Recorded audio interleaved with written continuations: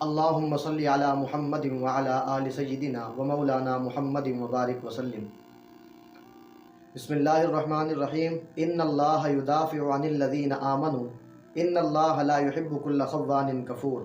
بے شک اللہ دفاع کرتا ہے ان لوگوں کا جو ایمان لائے، بے شک اللہ نہیں محبت کرتا، نہیں پسند کرتا ہر بڑے خائن کو، بڑے کافر کو۔ ایک چھوٹا سا آیت کا ترجمہ اور مفہوم جس سے صحابہ کرام کے دشمن کی سزا واضح ہوتی ہے۔ غزوہ بدر کی نسبت سے یہ آیت ہے۔ اللہ تبارک و تعالیٰ کے پاک پیغمبر علیہ الصلاۃ والسلام نے جب غزوہ بدر والی رات کو ہاتھ اٹھائے تو کیا دعا مانگی؟ اللہم ان تہلک ہذہ العصابہ لا تعبد فی الارض ابدا، کہ اللہ اگر آج یہ مٹ گئے، اگر آج یہ ہلاک ہو گئے، یہ ختم ہو گئے، لا تعبد فی الارض ابدا، تو پھر قیامت تک تیری عبادت کرنے والا اس زمین پر کوئی نہ ہوگا۔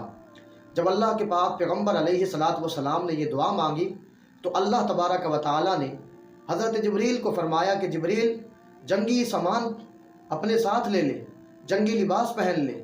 میکائیل جنگی لباس پہن لے، جنگ کا سامان لے لے۔ اللہ کرنا کیا ہے؟ اللہ فرماتے ہیں کہ جبریل، میکائیل آج زمین پر اتر جاؤ اور مقام بدر پر جاؤ۔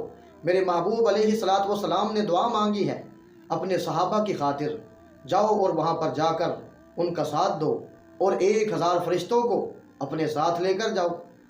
حضرت جبریل اور حضرت میکائیل علیہ الصلاۃ والسلام دونوں 1000 فرشتوں کو لے کر محبوب علیہ الصلاۃ والسلام کی بارگاہ میں یعنی غزوہ بدر کے مقام پر آ گئے۔ اللہ رب العزت کی مدد آ گئی۔ پھر اللہ رب العزت نے خود ہی ٹریننگ دی۔ جبریل نے پوچھا کہ یا اللہ، ہم نے جنگی سامان بھی لے لیا، ہم نے جنگی لباس بھی پہن لیے، اب ہم نے یا اللہ لڑائی کیسے کرنی ہے؟ اللہ تبارک و تعالیٰ نے صحابہ کرام کے دشمن کا انجام بتایا کہ اس کے ساتھ کرنا کیا ہے۔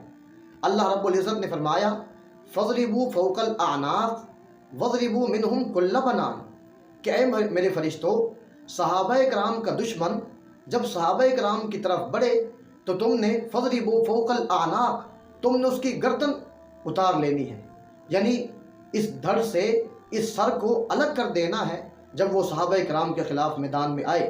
اللہ اور کیا کرنا ہے؟ اللہ فرماتے ہیں وَاضْرِبُوا مِنْهُمْ كُلَّ بَنَانٍ، کہ تم نے ان کے ہاتھوں کو کاٹ ڈالنا ہے جس ہاتھ سے وہ تلوار لے کر صحابہ کرام کے خلاف میدان میں آ رہے ہیں۔ تو غزوہ بدر والے دن اللہ تبارک و تعالیٰ نے صحابہ کرام کے دشمن کا انجام بتا دیا کہ اس کے ساتھ کرنا کیا ہے۔ حکومت وقت کی یہ ذمہ داری ہے کہ فَاضْرِبُوا فَوْقَ الْأَعْنَاقِ وَاضْرِبُوا مِنْهُمْ كُلَّ بَنَانٍ، اس آیت پر عمل کرے۔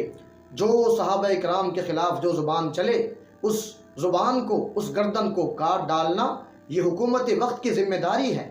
جو ہاتھ اس وقت تو تلوار لے کر میدان میں آتے تھے، اب قلم کی صورت میں جو قلم، جو ہاتھ صحابہ کرام کے خلاف لکھے، اللہ رب العزت نے فرمایا ہے کہ اس ہاتھ کو کاٹ ڈالا جائے۔ تو صحابہ کرام کے دشمن کی سزا صرف موت ہے، یہ اللہ تبارک و تعالیٰ نے خود طے فرمائی ہے، قرآن کریم میں ہے فَاضْرِبُوا فَوْقَ الْأَعْنَاقِ وَاضْرِبُوا مِنْهُمْ كُلَّ بَنَانٍ۔ حکومت وقت کی یہ ذمہ داری ہے کہ وہ صحابہ کرام کے گستاخ کی اس سزا کو لاگو کرے، اس کو قانون کا حصہ بنائے، تاکہ پھر اٹھ کر کوئی بدبخت صحابہ کرام کی عزت و عظمت پر حملہ نہ کر سکے، نہ زبان سے حملہ کر سکے، نہ ہاتھ سے حملہ کر سکے۔ جو ہاتھ لکھے صحابہ کرام کے خلاف وہ ہاتھ کاٹ ڈالنا یہ حکومت وقت کی ذمہ داری ہے۔ جو زبان چلے صحابہ کے خلاف اس گردن کو کاٹ ڈالنا یہ حکومت وقت کی ذمہ داری ہے، کیونکہ اللہ تبارک و تعالیٰ نے ٹریننگ ہی یہی دی تھی صحابہ کرام کو کہ جو گردن صحابہ کرام کے خلاف بڑھے گی یا جو زبان بڑھے گی، اللہ نے فرمایا فَاضْرِبُوا فَوْقَ الْأَعْنَاقِ، اس گردن کو کاٹ ڈالنا، اور جو ہاتھ صحابہ کرام کے خلاف بڑھے گا اس ہاتھ کو بھی کاٹ ڈالنا۔ یہ اللہ رب العزت نے حکم دیا جناب جبریل کو، جناب میکائیل کو، 1000 فرشتوں کو جو ٹریننگ دی اللہ تبارک و تعالیٰ کے اس حکم پر۔ ہمیں بھی چاہیے ہمارے مسلمانوں کی حکومت کو کہ اس حکم پر جب وہ عمل کریں گے تو انشاءاللہ کوئی گستاخ صحابہ پیدا نہیں ہوگا۔ اللہ کے پاک پیغمبر علیہ الصلاۃ والسلام نے دعا فرمائی تھی اللہم ان تہلک ہذہ العصابہ لا تعبد فی الارض ابدا، کہ اللہ اگر یہ ختم ہو گئے تو تیرا نام لینے والا کوئی نہ رہے گا پھر اللہ تبارک و تعالیٰ نے صحابہ کرام کی کیسے مدد فرمائی، فرشتوں کے ذریعے مدد فرمائی۔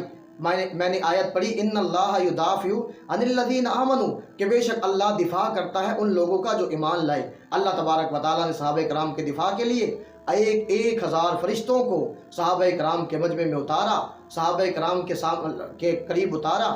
دشمن کے خلاف صحابہ کرام بھی لڑ رہے تھے اور حقیقت میں فرشتے لڑ رہے تھے۔ صحابہ کہتے ہیں کہ ہم یوں تلوار کرتے تھے تو سامنے گردن کٹ کر زمین پر گر جایا کرتی تھی، یہ فرشتے لڑ رہے تھے، اور اللہ کے پاک پیغمبر علیہ الصلوۃ والسلام کی اس دعا کا مصداق بن رہے تھے کہ یا اللہ اگر یہ مٹ گئے تو پھر کچھ باقی نہ رہے گا۔ اللہ رب العزت نے صحابہ کرام کو بچایا، اور غزوہ بدر والے دن 14 صحابہ کرام جن کی موت مقرر ہو چکی تھی، تقدیر میں لکھ کے جا چکی تھی، 14 صحابہ کرام شہید ہوئے، اور سامنے سے 70 کافر مارے گئے، 70 گرفتار ہو گئے، بہت زیادہ مال غنیمت مسلمانوں کے حصے میں آیا۔ اس جنگ میں اللہ تبارک و تعالیٰ نے مسلمانوں کو فتح عطا فرمائی، کافروں کو شکست دی۔ اس جنگ میں اللہ تبارک و تعالیٰ نے مسلمانوں کو عزت دی اور کافروں پر ذلت کو مسلط کر دیا۔ اللہ تبارک و تعالیٰ ہمیں بھی اپنے رب کے احکام کو سن کر اس پر عمل کرنے کی، اور جیسے اس احکام پر حضرت جبریل نے عمل کیا، حضرت میکائیل نے عمل کیا کہ صحابہ کرام کی عزت و عظمت کی خاطر میدان میں نکلے اور فضربوا فوق الاعناق وضربوا منہم کل بنان، اس آیت کے وہ مصداق بنے۔